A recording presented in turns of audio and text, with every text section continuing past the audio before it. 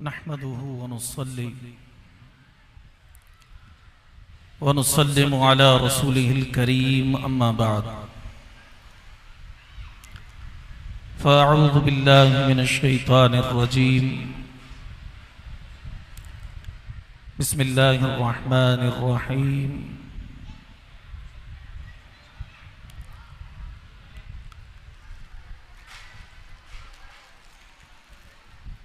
या अय्युहल्लज़ीना आमनू क़ू अनफुसकुम व अहलीकुम नारा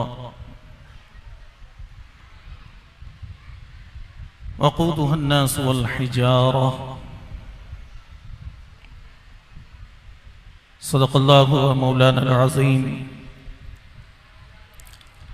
व बल्लगना रसूलुहुन नबियुल करीमुल अमीन व नहनु अला ज़ालिका मिनश शाहिदीन वश्शाकिरीन या रब्बि सल्लि व सल्लिम दाइमन अबदा अला हबीबिका खैरिल खल्क़ि कुल्लिहिम मुनज़्ज़हुन अन शरीकिन फ़ी महासिनिही फ़जौहरुल हुस्नि फ़ीहि गैरु मुनक़सिम मुहम्मदुन सय्यिदुल कौनैनि व सकलैन वल फ़रीक़ैन मिन उर्बिन व मिन अजम मुहम्मदुन ताजु रुसुलिल्लाहि क़ातिबतन मुहम्मदुन सादिक़ुल अक़वालि वल कलिमी मुहम्मदुन ज़िक्रुहु रूहुल लिअन्फुसिना मुहम्मदुन शुक्रुहु फ़र्दुन अलल उममी या रब्बि बिल मुस्तफ़ा बल्लिग़ मक़ासिदना वग़फ़िर लना मा मदा या वासिअल करमी। हम्दु सलात के बाद वाजिबुल एहतराम काबिल तकरीम मुअज़्ज़ज़ मेहमानान गिरामी सामिईन ज़ी वक़ार अस्सलामु अलैकुम व रहमतुल्लाहि व बरकातुहू। सबसे पहले मैं मुबारकबाद पेश करना चाहता हूँ हमारे कारी हारून साहब को, जिनकी साल हर साल से कुरान मजीद फुरक़ान हमीद की तालीम को आम करने के हवाले से खिदमात का मुस्तकिल सिलसिला है। दिल की अतः गहराइयों से मुबारकबाद पेश करता हूँ और समीम क़ल्ब से दुआ गो हूँ अल्लाह ताला कारी साहब की, इनके मुताल्लिक़ीन की, रफ़क़ा की खिदमात को कबूल फरमाए और इस मदरसे को दिन 11वीं रात 12वीं तरक्की अता फरमाए, उरूज अता फरमाए और हासिदीन से, मुनाफिकीन से, शरीरों से अल्लाह ताला इस मदरसे को अमान अता फरमा कर खूब तरक्की और उरूज अता फरमाए।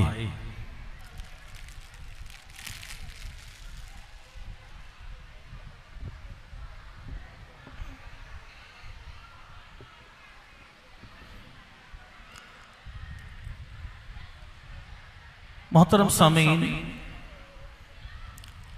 आज की पुरवकार तकरीब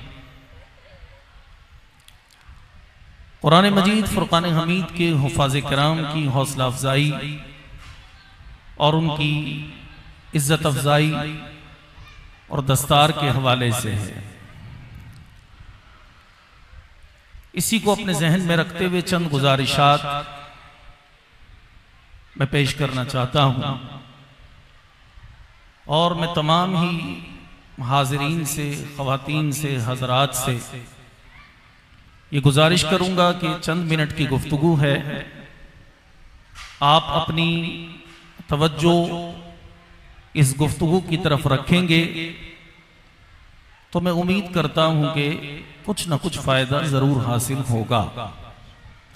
और वैसे भी कुरान और सुन्नत की बात तवज्जो के साथ सुनना ये सहाबाए कराम का तरीका है और बेतवज्जोही से किताब और सुन्नत की बात सुनना ये ज़माने रिसालत में मुनाफिकीन का तरीका था कि वो कुरान को सुनते नहीं थे, समझते नहीं थे, इसलिए हिदायत से महरूम रहे। और सहाबा हमतन गोश होकर सुना करते थे, तवज्जो से सुना करते थे, इसलिए कुरान उनकी रगो पै के अंदर सरायत कर गया और वो उस मकाम पर पहुंच गए कि अल्लाह के हबीब सल्लल्लाहु अलैहि वसल्लम की चंद साल की तरबियत के बाद ये जमात सहाबा, इसने वो मकाम पाया कि हुजूर ने फरमाया असहाबी कन नुजूम, मेरे सहाबा सितारों की तरह हैं, फबी अय्यिहिम इक्तदैतुम इह्तदैतुम,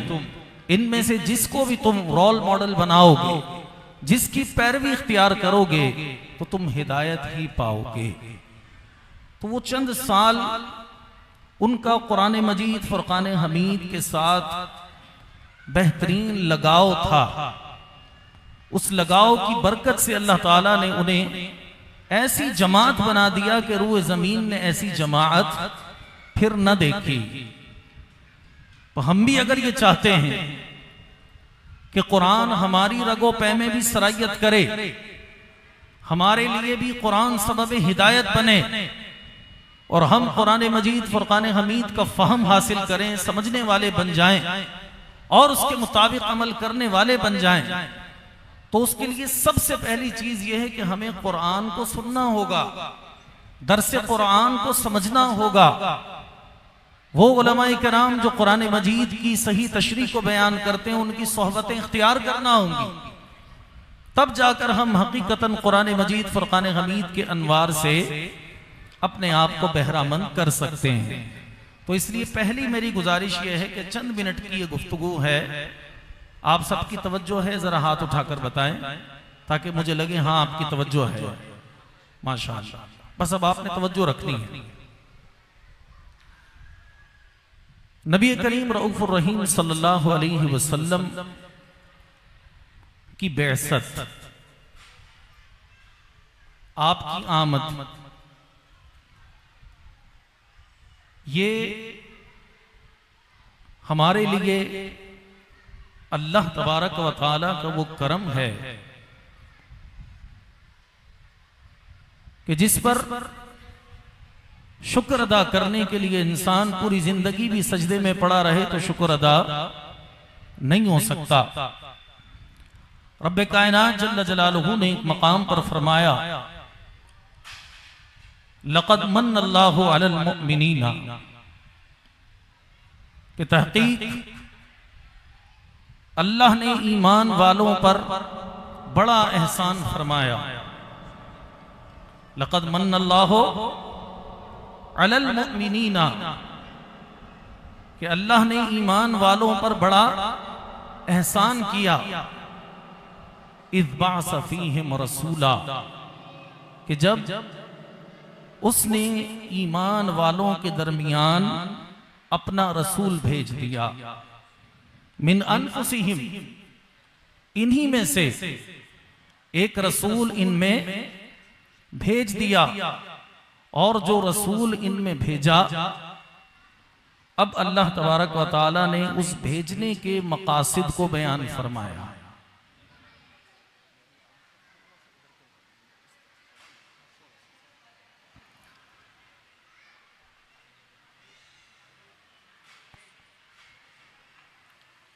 नबी करीम सल्लल्लाहु अलैहि वसल्लम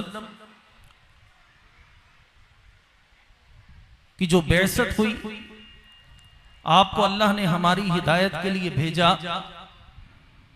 और भेजने के 3 मकासिद बयान फरमाए। इन तीनों को आपने तवज्जो से सुनना है। फरमाया यतलू अलैहिम आयातिही, कि जो रसूल हमने इनमें भेजकर एहसान किया, ये करता क्या है? यतलू अलैहिम आयातिही, कि वो अल्लाह की आयतें इन्हें पढ़ पढ़ के सुनाता है। तो रसूल की बेअसत का पहला मकसद कुरान पढ़कर सुनाना है, क्योंकि ये कुरान ही बुनियादी तौर पे हिदायत का जरिया है। तो रसूल की बेअसत का बुनियादी मकसद हुआ कुरान मजीद फुरकान हमीद को पढ़कर सुनाना, यतलू अलैहिम आयातिही। दूसरे नंबर पर फरमाया वयुज़क्कीहिम, और इन्हें पाक साफ करना, इनका तज़किया करना, वयुअल्लिमुहुमुल किताब वल हिक्मा, और फिर इन्हें किताब और हिकमत की तालीम देना। तीन बातें हो गई।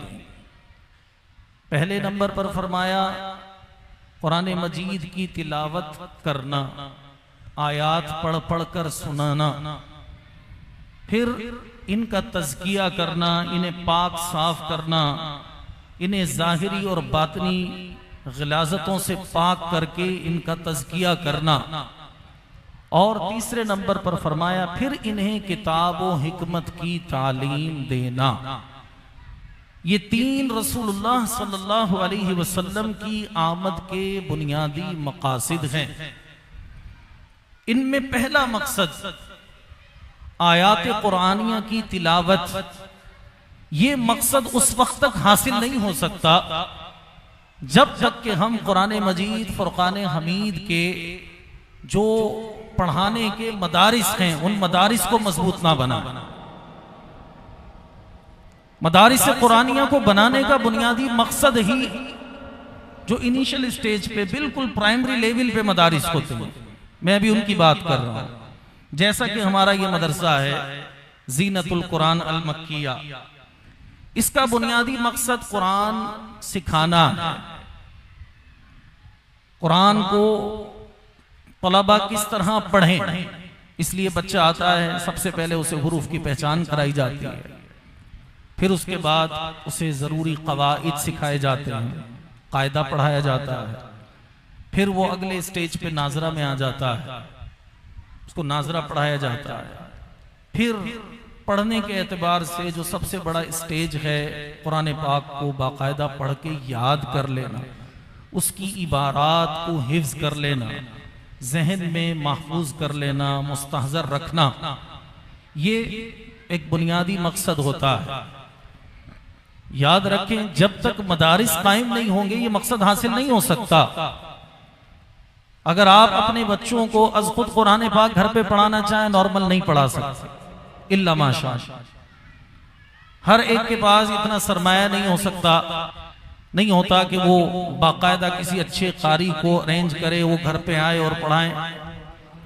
लिहाजा मदारिस दीनिया जो बुनियाद इनकी रखी जाती है वो जनाब रिसालत मुआब सल्लल्लाहु अलैहि वसल्लम की आमद का जो सबसे पहला मकसद है, उस मकसद को हासिल करने के लिए मदारिस दीनिया बनाए जाते हैं, ताकि सबसे पहले बच्चा कुरान पाक की इबारत को पढ़ना सीख जाए।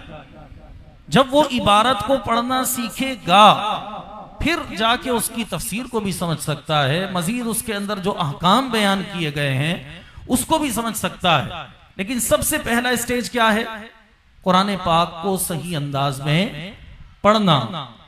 और ये कुरान पाक को सही अंदाज में सिर्फ पढ़ना ही, याद रखें, बड़ी बरकतों का सबब है, बड़ी बरकतों का सबब है। मेरे आका अलैहिस्सलातु वस्सलाम की बेसत के मकसद में तालीम किताब व हिकमत को अल्लाह ने अलग से जिक्र फरमाया और यतलू अलैहिम आयातिही को अलग से जिक्र फरमाया।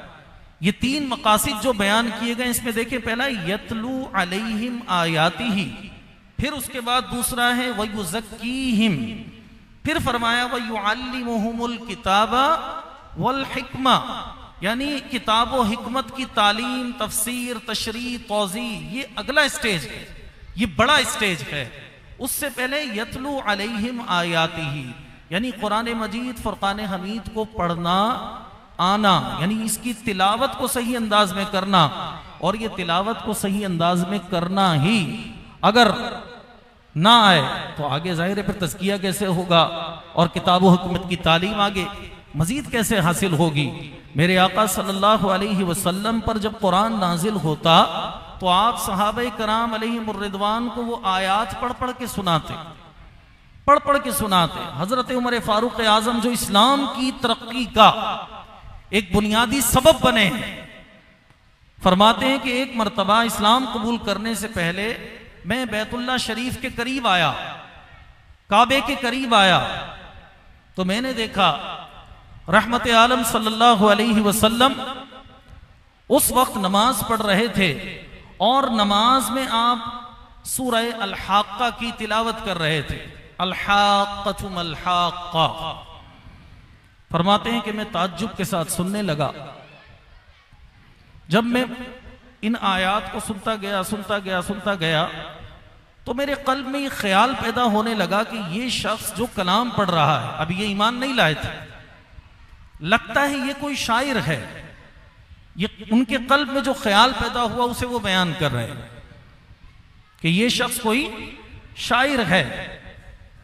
तो जब मेरे कल्ब में ये ख्याल जम गया कि ये शख्स कोई शायर है और मैं ये सोचने लगा कि ये कोई शायर है और अपनी तरफ से कलाम बनाते हैं, तो बस ये ख्याल मेरे कल्ब में जमा और इसी सूरह हाक्का की आयत नंबर 41 हुजूर अलैहि सलातो वस्सलाम ने तिलावत फरमाई, वमा हुवा बिक़ौलि शायर क़लीलन मा तुअमिनून। फरमाते में दंग रह गया कि मेरे कल्ब में ये ख्याल पैदा हो रहा है कि ये कोई शायर हैं और हुजूर आयत वो पढ़ रहे हैं, वमा हुवा बिक़ौलि शायर, ये किसी शायर का कलाम नहीं है। क़लीलन मा तुअमिनून, बहुत थोड़े लोग हैं जो ईमान वाले हैं। फिर मेरे कल्ब में मान ख्याल आया कि अगर ये किसी शायर का कलाम नहीं है लेकिन मुस्तकबिल की खबरें देता है, फिर शायद ये किसी काहिन का कलाम हो जो अंदाजे लगा लगा कर आगे की खबरें बताते हैं, सितारों को देख देख के खबरें बताते हैं, मुख्तलिफ अंदाज में मुस्तकबिल की खबरें बताते हैं। शायद ये शायर नहीं कोई काहिन है। तो फरमाते हैं कि अगली आयत हुजूर अलैहि सलातो वस्सलाम ने पढ़ी, वमा हुवा बिक़ौलि शाइर क़लीलन मा तुअमिनून वला बिक़ौलि काहिनिन क़लीलन मा तज़क्करून। जो ख्याल मेरे कल्ब में पैदा हो रहा था, कुरान उसका रद्द कर रहा था। फरमाते हैं कि अब मेरे कल्ब में जो ख्याल पैदा हुआ कि ये शायर हैं, तो कुरान ने जवाब दिया वमा हुवा बिक़ौलि शाइर। फिर मेरे कल्ब में ख्याल पैदा हुआ ये किसी काहिन का कलाम है, तो कुरान ने जवाब दिया वला बिक़ौलि काहिन। फिर मेरे ज़हन में ख्याल पैदा हुआ आखिर ये किसका कलाम है, तो जवाब आता है तंज़ीलुम मिर रब्बिल आलमीन, ये अल्लाह रब्बुल इज्जत का नाजिल करदा कलाम है। तो ये कुरान इतना पुरतासीर है, ये अपने अंदर ऐसी तासीर रखता है कि इसने लोगों की जिंदगियां बदल के रख दी।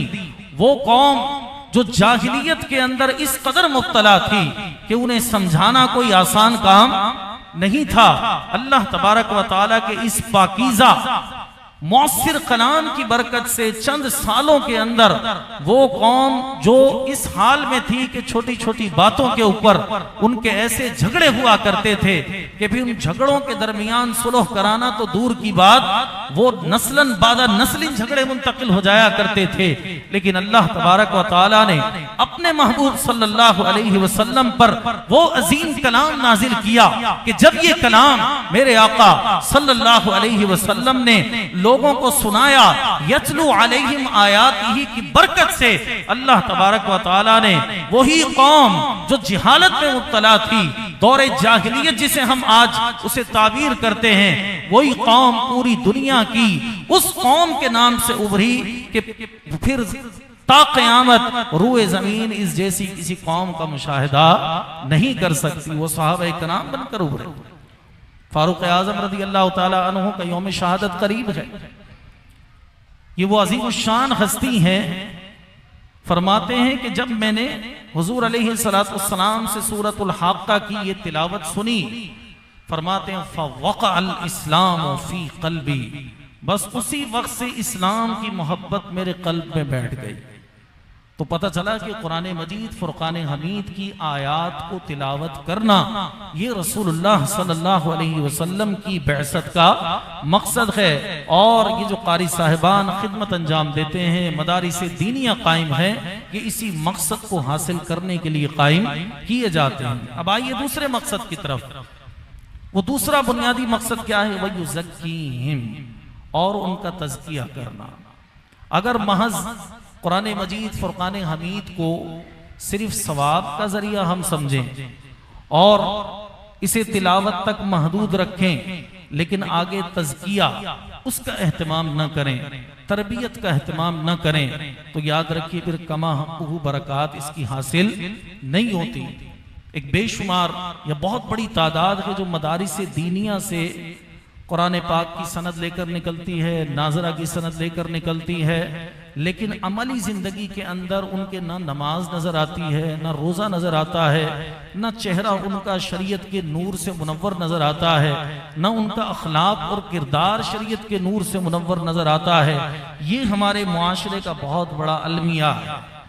और इस तरफ मदारिस के जो मोहतमीमीन हैं, उनको, जो मदारिस को चला रहे हैं, उनको खुसूसी तवज्जो देनी चाहिए कि वो तलबा को कायदा भी सिखाएं, पढ़ना भी सिखाएं, अच्छी तरह पहचान करवाएं, तजवीद सिखाएं, कवाइद सिखाएं और बेहतरीन अंदाज में उनके लहन और लहजे को भी मजबूत बनाएं, लेकिन उसके साथ साथ उनकी तालीम और तरबियत का खुसूसी तौर पर एहतमाम करें, क्योंकि जब तक उनके कल्ब में ये कुरान की मोहब्बत इस तौर पर रासिख ना हो कि उस पर अमल करने के लिए तैयार ना हो, उस वक्त तक कुरान मजीद की बरकत से वो महरूम रहेंगे। इसलिए ये असातिज़ा की भी जिम्मेदारी है और जो यहाँ पर वालिदैन बैठे हुए हैं उनका मकसद भी फ़कत ये नहीं होना चाहिए कि हमारा बच्चा बस अब हाफिज कुरान बन गया है और हमारा ख़ानदान में नाम हो गया कि भाई फलां का बच्चा हाफिज कुरान है, लिहाजा अब आप मुतमईन होकर बैठ जाएं। याद रखें, ये सिर्फ अभी इनिशियल स्टेज है, तो आगाज है। अभी आपके बच्चे की कुरान मजीद की तालीम का आगाज हुआ है। अगर आपने उसी पर इख्तिताम कर दिया तो फिर याद रखें क़यामत के दिन यही बच्चा हो सकता है इसके हाथ को और आपका गिरेबान हो और ये कहे बारी ताला मेरे वालिद ने मुझे मदरसे में दाखिल कराया, कायदा भी पढ़वाया, नाजरा भी पढ़वाया, कुरान पाक हिफ्ज भी करवा दिया, बड़ी मेहनत की, लेकिन हिफ्ज के बाद जब अमली दुनिया की बारी आई, अमल करने की बारी आई, तो अब फिर मुझ पर तवज्जो हटा दी गई और अब मुझे दुनिया के रहमो करम पर छोड़ दिया गया। इस मुआशरे के अंदर जिसमें फितने इस कदर आम हैं कि सुबह एक नया फितना होता है, शाम को दूसरा फितना होता है, इस मुआशरे के रहमो करम पर छोड़ दिया गया, तो याद रखें फिर वो बच्चा कुरान पाक महज हिफ्ज करने की वजह से उसकी इस्लाह नहीं होती। अगर आपको इस्लाह करनी है तो कारी साहिबान की भी जिम्मेदारी है कि उस बच्चे को दौराने हिफ्ज ही नमाजों का पक्का पाबंद बनाएं, उसके दिल में खौफ खुदा पैदा करें, उसके कल्ब में इश्क मुस्तफ़ा पैदा करें, उसके कल्ब में सहाबा की मोहब्बत पैदा करें, उसके कल्ब में अहले बैत की मोहब्बत पैदा करें, उसके कल्ब में इल्म की मोहब्बत पैदा करें, उसके कल्ब में अमल की रग़बत को पैदा करें, ताकि वो 2, 3, 4 साल का अरसा जो मदरसे में गुजार रहा है, ये कम अरसा नहीं होता, अच्छा खासा अरसा होता है। इसी दौरान उसका तज़किया नफ्स किया जाए और उसे नमाज का पाबंद बनाया जाए, इश्क़ रसूल और खौफ खुदा उसके कल्ब में रासिख करने की कोशिश की जाए और जब वो नाजरा या कुरान मजीद हिफ्ज करके फारिग हो जाए तो अब मजीद उसकी तालीम और तरबियत के लिए उसे किसी अच्छे ऐसे मदरसे में दाखिल कराया जाए जहां बाकायदा वो कुरान मजीद फुरकान हमीद का बड़ा आलिम बन सके, वो कुरान मजीद की तफसीर को सीख सके, कुरान मजीद की तशरीह और तौज़ीह उसको समझ सके। यही फिर तीसरा मरहला होता है जिसे कुरान कह रहा है वयुअल्लिमुहुमुल किताबा वल हिक्मा, ये फिर बड़ा मर्तबा होता है। और जब कोई इंसान इस मर्तबे पर फाइज होता है तो हकीकतन फिर वो वारिस नबी बनता है, जिसके बारे में मेरे आका अलैहिस्सलाम फरमाते हैं इन्नल उलमा वरसतुल अंबिया, कि बेशक उलमा ही अंबिया के वारिस बनते हैं। कुरान मजीद नाजरा को पढ़ लेना, फिर उसके बाद हिफ्ज कर लेना, उसका तज़किया, ये बुनियादी स्टेजेस हैं, ये तो जरूरी है हर एक के लिए। लेकिन अगर कोई बड़ा मकाम चाहता है, बड़ा मर्तबा चाहता है, तो फिर उसे चाहिए कि अपने बच्चे को हाफिज कुरान बनाने के साथ साथ अब उसे आलिम दीन बनाने की तरफ भी लेके आए, उसे मुफस्सिर कुरान बनाने की तरफ भी लेके आए, उसे अहादीस मुबारका का जो फहम है वो हासिल करने के लिए किसी अच्छे मदरसे में असातिज़ा से मशवरा कर लें, अच्छे उलमा से मशवरा कर लें, आपको गाइड कर दिया जाएगा। इसलिए अपने आप को महदूद ना रखें। और आखिरी बात, कुरान मजीद फुरकान हमीद की जो आयत मुबारका मैंने तिलावत की उसकी रोशनी में आपसे करना चाहता हूँ अल्लाह ताला फरमाता है या अय्युहल्लज़ीना आमनू कू अनफुसकुम व अहलीकुम नारा, ए ईमान वालो अपने आप को और अपनी औलाद को, अपने अहलो एयाल को उस आग से बचाओ जिसका ईंधन आदमी और पत्थर है। लिहाजा जो घर का सरपरस्त है, उमूमी तौर पर वालिद ही सरपरस्त होते हैं। यहाँ पर वालिदा भी यकीनन मौजूद हैं, वालिद भी मौजूद हैं, सरबराहान मौजूद हैं। खास तौर पे मैं उनसे गुजारिश करूंगा अल्लाह के इस फरमान को पेश नजर रखें, कू अनफुसकुम व अहलीकुम नारा, कि अपने आप को भी जहन्नम की आग से बचाओ और अपने अहलो एयाल को भी जहन्नम की आग से बचाओ। गोया हमें अपने आप को भी जहन्नम से बचाना फर्ज और अपनी औलाद को भी जहन्नम से बचाना फर्ज। और ये उसी सूरत में हो सकेगा जब हम अपने बच्चों की सही तरबियत का एहतमाम करेंगे, उनके लिए अच्छे मदरसे का इंतखाब हो, अच्छे माहौल का इंतखाब हो, अच्छे उस्ताज का इंतखाब हो। और बच्चों की तरबियत के लिए जो सबसे बुनियादी चीज होती है, बहुत इंपॉर्टेंट चीज होती है, वो है इंसान का खुद तरबियत याफ्ता होना। अगर आप ये चाहते हैं कि आपका बच्चा मदरसे से फारिग होने के बाद, हाफिज बनने के बाद नमाजी भी बने और खौफ खुदा रखने वाला हो, इश्क रसूल का एक अमली मुजाहिरा करने वाला हो, उसके लिए आपको भी नमाज पढ़नी पड़ेगी, आपको भी मस्जिद में बाजमाअत जाना पड़ेगा, आपको अपने घर के अंदर दीनी माहौल कायम करना पड़ेगा। अगर आप बच्चे को नसीहत करते रहें और बच्चे को डांटते रहें कि ये हाफिज बन गया देखो नमाज नहीं पढ़ता, ये हाफिज बन गया देखो फला काम करता है, लेकिन खुद आप नमाज से दूर हो, तो याद रखें आपकी ये तालीम और तरबियत ये कोई असर नहीं करेगी। ये मुअस्सिर ही उसी वक्त बनेगी जब आप खुद अमली तौर पर अपने आप को पेश करेंगे, आप खुद भी तिलावत कुरान करने वाले हों, खुद भी आप मस्जिद में बाकायदा नमाज पढ़ने के लिए जाने वाले हों। अगर ये सिलसिला आप मुस्तकिल जारी रखेंगे तो याद रखें फिर आपका बच्चा भी उसके अंदर अमली एतबार से बेहतरी आना शुरू हो जाएगी। और अगर आपने ये किया जैसा कि अक्सर लोग करते हैं कि आपने बस हिफ्ज़ मुकम्मल हुआ, उसके बाद उसे स्कूल के हवाले कर दिया, अब ये जाने और स्कूल जाने और इस मुआशरे के रहमो करम पे छोड़ दिया, तो फिर याद रखें न सिर्फ ये कि वो बेअमली का शिकार हो जाएगा, बल्कि ऐन मुमकिन है कि उसका हिफ्ज़ भी ज़ाया हो जाए। क्योंकि जो प्रॉपर बच्चा रोजाना पढ़ने का आदी नहीं होगा, तरावी सुनाने का आदी नहीं होगा, अमल की दुनिया से दूर हो जाएगा, याद रखें उसका हिफ्ज़ महफूज नहीं रह सकेगा। तो अगर आप ये चाहते हैं कि आपके बच्चों का हिफ्ज़ महफूज रहे, उसका अमल महफूज रहे, ये जो हदीस पाक में फरमाया ना, जिसने कुरान हिफ्ज़ किया उसके वालिदैन को मैदान महशर में एक ऐसा ताज पहनाया जाएगा जिससे मशरिक और मगरिब रोशन हो जाएंगे। ये उस हाफिज कुरान के लिए है जिस हाफिज कुरान ने कुरान के हलाल को हलाल समझा और हराम को हराम समझा।